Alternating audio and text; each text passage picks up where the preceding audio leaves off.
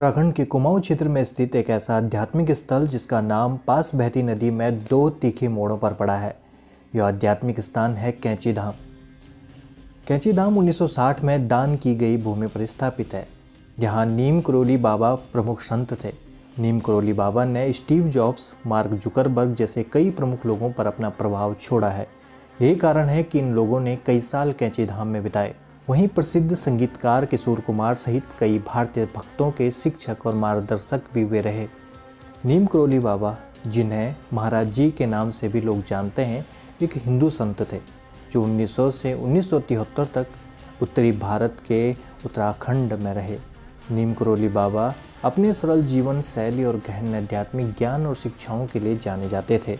महाराज जी भगवान हनुमान के भक्त थे और उनकी शिक्षाएं अक्सर भक्ति और भगवान के प्रति समर्पण के महत्व पर जोर देती थी। ऐसा माना जाता था कि उनके पास असाधारण आध्यात्मिक शक्तियां थी, जिनमें लोगों के दिमाग को पढ़ने और चमत्कार करने की क्षमता भी शामिल थी।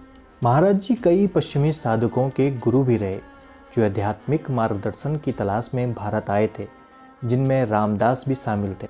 इन्होंने महाराज जी के साथ अपने अनुभवों के आधार पर बी हियर नाउ पुस्तक लिखी थी। बहुत से लोग मानते हैं कि महाराज जी भगवान हनुमान के अवतार थे और उन्हें दुनिया भर के लाखों लोगों द्वारा एक संत के रूप में पूजा जाता है। अपने आध्यात्मिक कद के बावजूद महाराज जी ने एक विनम्र और सरल जीवन शैली को बनाए रखा। छोटे आश्रमों में रहते थे और अक्सर केवल एक लंगोटी पहनते थे। वह अपने अनोखे सेंस ऑफ ह्यूमर और अपने शिष्यों को पढ़ाने के लिए अपरंपरागत तरीकों का उपयोग करने के लिए जाने जाते थे, जैसे कि उन पर पत्थर फेंकना, उनकी आध्यात्मिक कमियों के लिए उन्हें डांटना। महाराज जी की शिक्षाएं प्रेम, करुणा और सेवा का जीवन जीने और ईश्वरीय इच्छा के प्रति समर्पण के महत्व पर जोर देती हैं।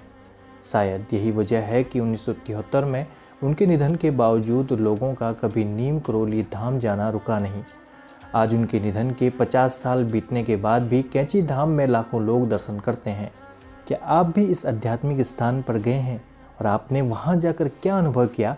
कमेंट करके बताइए।